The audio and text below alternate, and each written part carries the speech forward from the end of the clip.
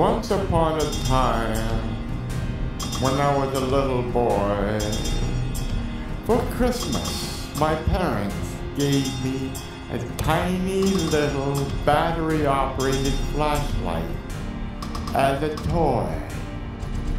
What my parents, and actually myself as well, did not know was that flashlight was not just a little toy.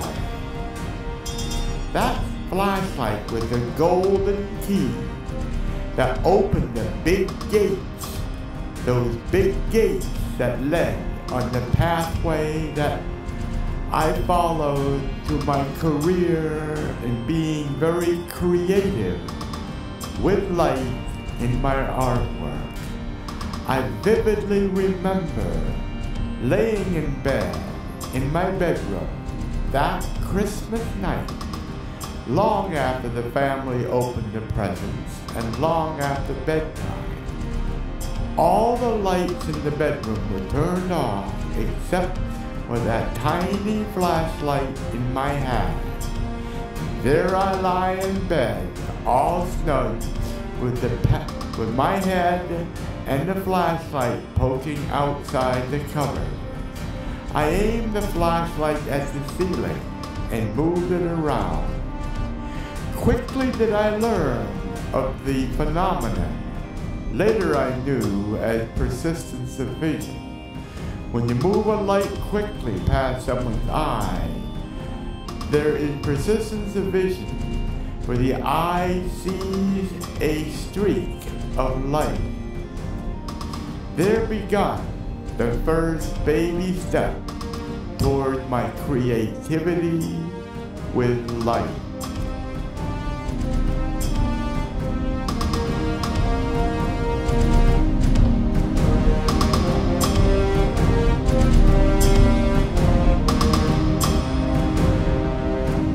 Along with my fascination in life as a child, I also wondered how things worked, which means I love to take things apart, and much to my family's chagrin, I often failed to be able to put them back together. The first thing I remember taking apart was that bright, shining star on top of the family Christmas tree. I always wondered why that thing lit up. It looked like magic. So sure enough, I used a screwdriver and a pair of pliers and took it apart. Of course, I saw a plain electric light bulb in that star, but there was something about it that fascinated me. So I would sneak up into the attic, take the star from the Christmas decoration, and then take it apart and use the light bulb to light up the house I would make out of my toy blocks. I had to learn how to put that star back together before Christmas. Otherwise, my dad would find out the star is missing. And he knew, oh yes, he knew who had that Christmas star. Well, as time went on, my parents knew that I had a strong interest in mechanical things, and I got to help Dad build things in the shop of our family home. And soon, I had an interest in electricity and electronics. I remember in my 3rd grade, I built a light bulb out of a mason jar, 2 nails, and some pieces of wire. The wire glowed when I connected it to the train transformer that we had, but it would not glow very long because Of course, the filament would burn out due to the atmosphere and the oxygen. But nevertheless, I built a light bulb.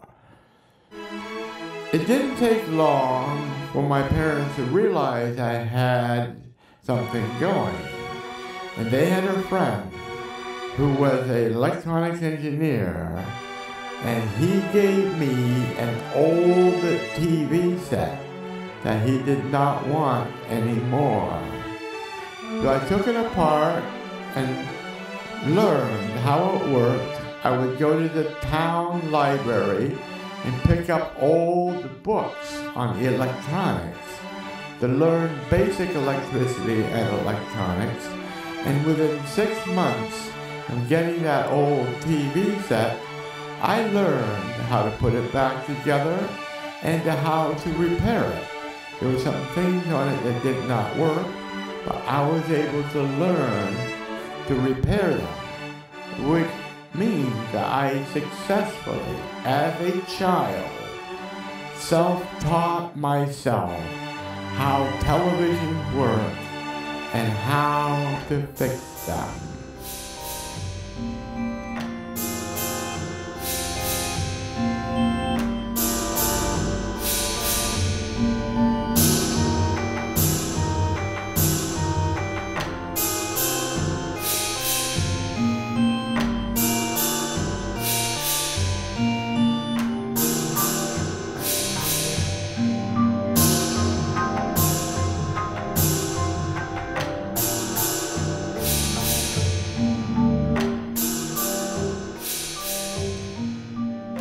Later in time, I realized that the one TV set that I got was not enough.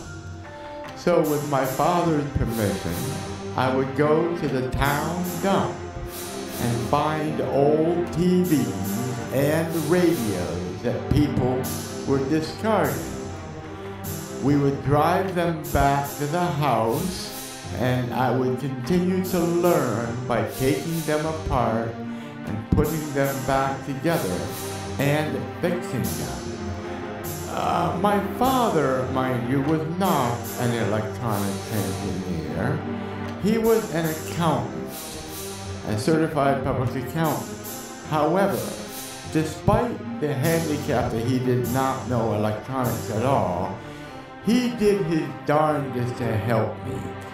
He set me up a shop in the basement of the house right next to his own workshop and made me a wonderful workbench for me to do my electronics. So by the 5th grade in school, I was able to repair TVs and radios. And with that ability, I ran a TV repair shop, and I fixed TVs of my neighbors. I would take old TV sets from the town dump, fix them, and then sell them or give them to my classmates in school. When I went to a private school, by the way, it was Tabor Academy in Marion, Massachusetts. I was a commuter student or day student in a boarding school. Now the boarding students were not allowed to have television in their room. But I figured, why not do a little bit of entrepreneurship, go to the town dump, find small TV sets that could be concealed or hidden under a bed. Well, that enterprise lasted only 2 weeks, and it failed with a resounding crash.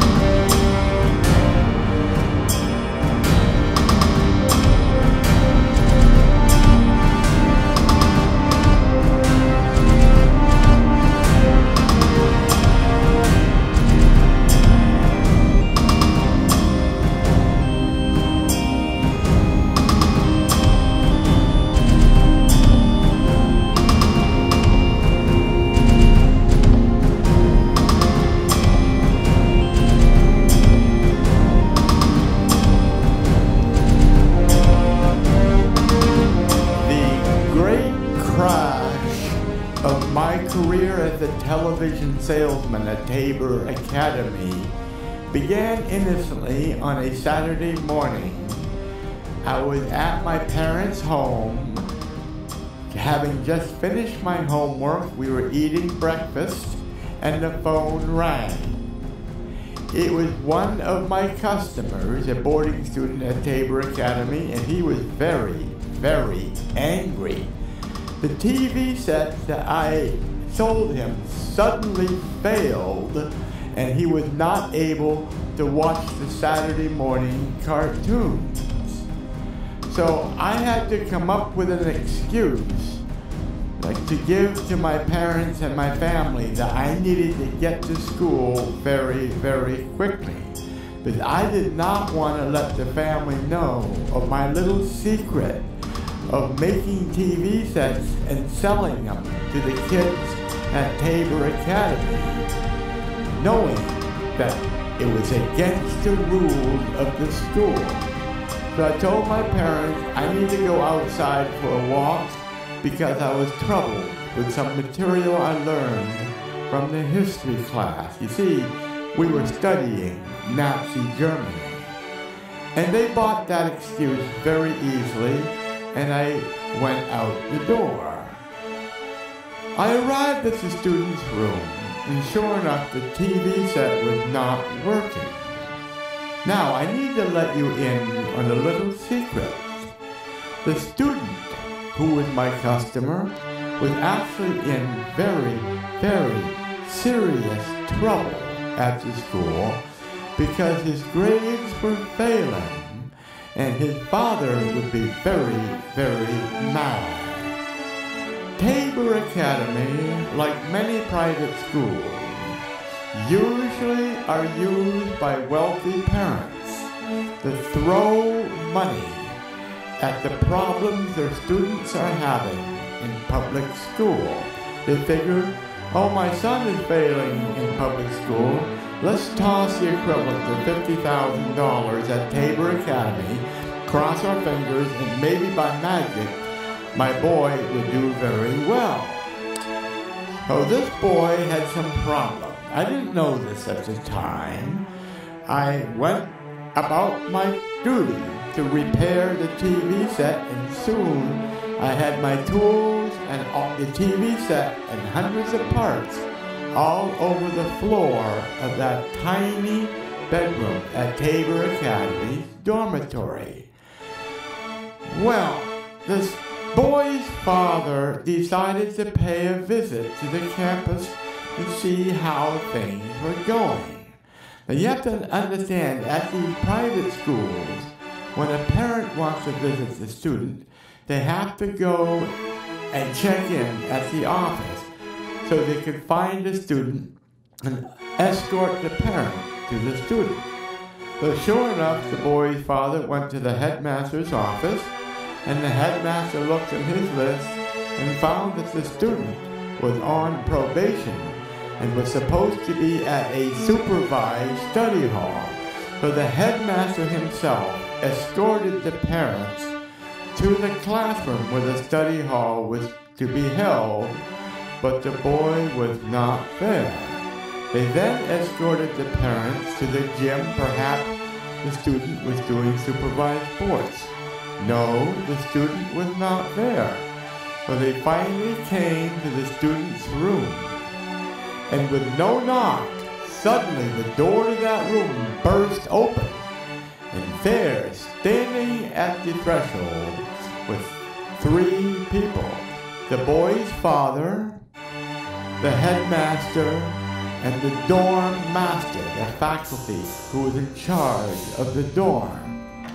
Well, that was a very fearful moment because the father was very, very angry. He took a few seconds to let everything soak in. He whirled towards me because I was the intruder, and he looked at me with laser-like stares and said to me, "Get out." So I was scared. I bolted out of that room, and I sprinted to Mom and Dad's house and snuck in because I didn't want my parents to see me out of breath when I arrived at home. I was very, very scared.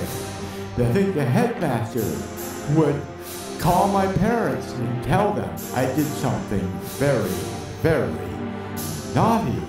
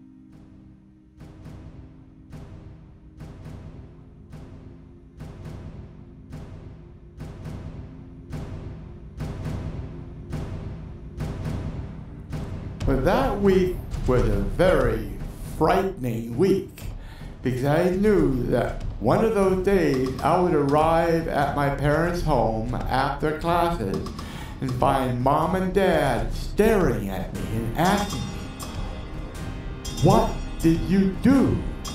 Well, nothing happened. Nothing happened. No news can be very bad news or scary news because I was held in suspense. I didn't know what was happening, what was going on with the headmaster at the school, and why didn't my parents say anything?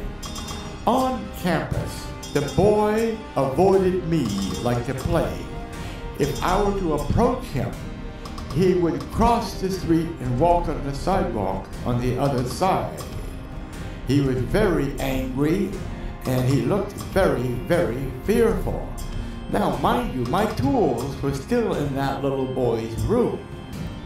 A week or so later, the headmaster told me to go to the boy's room and take the tools and get out. When I got to the boy's room, the boy was not there.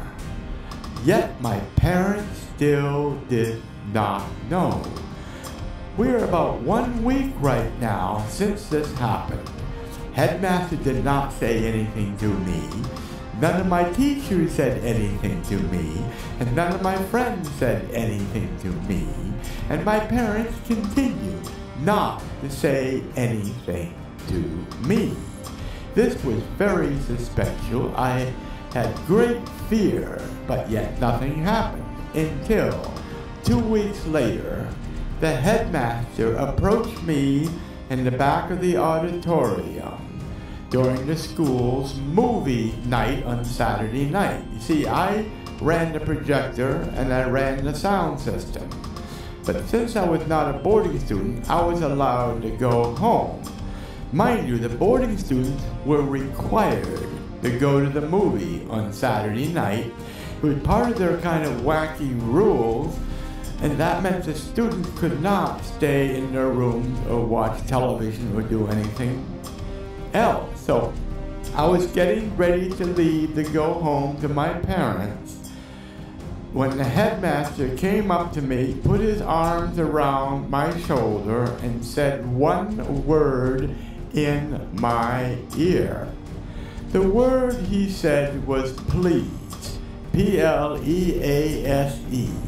He said that word softly in my ear, removed his arm around my shoulder, and walked away.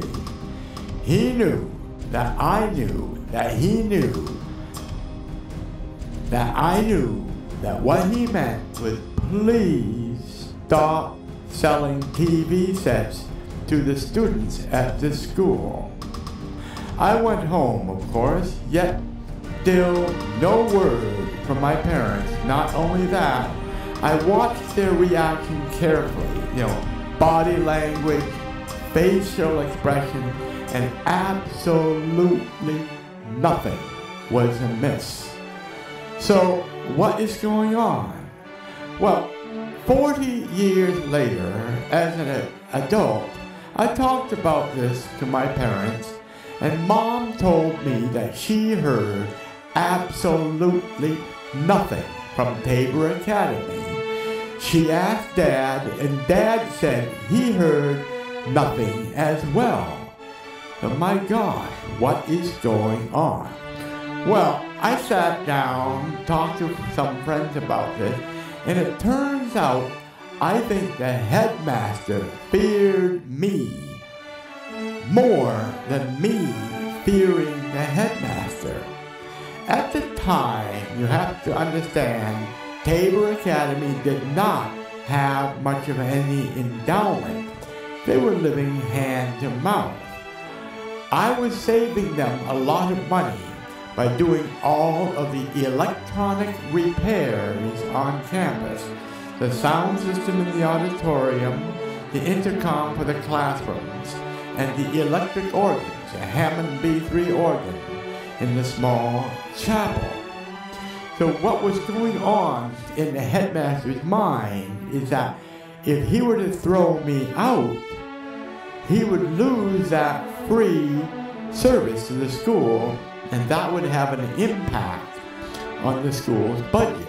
So to boil it down, the Tabor Academy felt they must have needed me more than I needed them.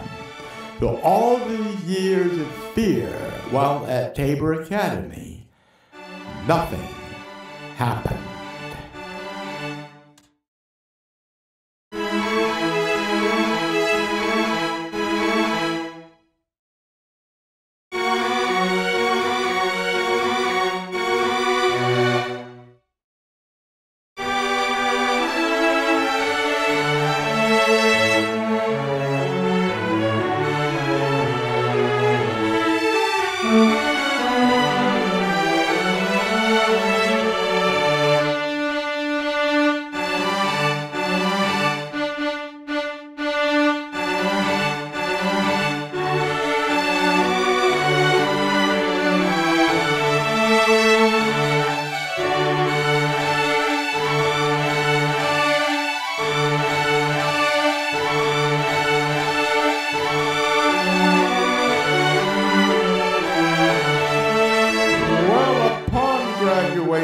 From Tabor Academy, I enrolled in Worcester Polytechnic Institute, or WPI for short, located in Worcester, Massachusetts, in fall of 1972. Upon arriving at that beautiful campus, I quickly discovered that of all the freshmen, I was one of the most knowledgeable in doing repairs of electronic equipment. I quickly got involved with several groups. First of all with the Lens and Lights Club, who did all the stage lighting and sound on campus. I helped them do repairs of their equipment. I also got involved with the campus cable TV station, where I did repairs of their videotape recorders, and I joined the amateur radio club, and through the club I got my own amateur radio license. My call, by the way, is WA1SEY. Having got my amateur radio license and becoming active in the amateur radio club, I decided to have a try at the campus high-power FM radio station, WICN radio. Well, I got ignored when I tried to go there, and I tried to push on, and I got rebuffed. I got rejected, and I felt ostracized. They never welcomed me into their clique. So I said, okay, I've got enough going on. So it just so happens, however, that the faculty advisor for the amateur radio club, who, by the way, helped me personally to learn the rules and regulations so I can pass the exam for the amateur radio license. He was also the faculty advisor for the FM radio station. I didn't know that until 1 year later, long after that click at the station rejected me and sent me away crying. Dr. Howe, the professor who was the faculty advisor of the radio station, literally came to me crying on my shoulder. He said to me, "I desperately need your help. WICN radio has been off the air for 3 months. I had to learn on my own how to repair a high-power commercial FM radio station transmitter. Some of the work, including cleaning the components. To do that, I ended up taking the components of that transmitter into the shower with me and cleaned them as I cleaned myself. But with all that, 2 months later, I got that radio station fully back on the air."